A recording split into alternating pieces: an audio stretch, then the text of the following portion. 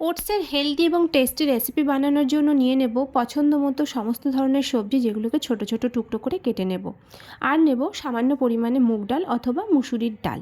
এরপর কড়াইতে তেল গরম করতে দেব এবং তার মধ্যে দিয়ে দেব কাঁচা লঙ্কা, জিরে এবং তেজপাতা। এরপর সেই তেলের মধ্যে সমস্ত ধরনের সবজিগুলোকে দিয়ে দেব এবং বেশ কিছুক্ষণ নাড়াচাড়া করে ঢেকে দেব, যাতে সবজিগুলো সেদ্ধও হয়, ভাজাও হয়। এরপর ঢাকনা খুলে তার মধ্যে যে ডালটা রেখেছিলাম সেই ডালটা ধুয়ে নিয়ে দিয়ে দেব। তারপর তার মধ্যে দিয়ে দেব ছাড়িয়ে রাখা মটরশুঁটি। এরপর তার মধ্যে প্রয়োজন মতো চিনি, লবণ এবং সামান্য পরিমাণে হলুদ দিয়ে দেব। তারপর সেটাকে বেশ কিছুক্ষণ নাড়াচাড়া করে তার মধ্যে দিয়ে দেব প্রয়োজন মতো জল এবং ঢাকা দিয়ে দেব সেদ্ধ হওয়ার জন্য।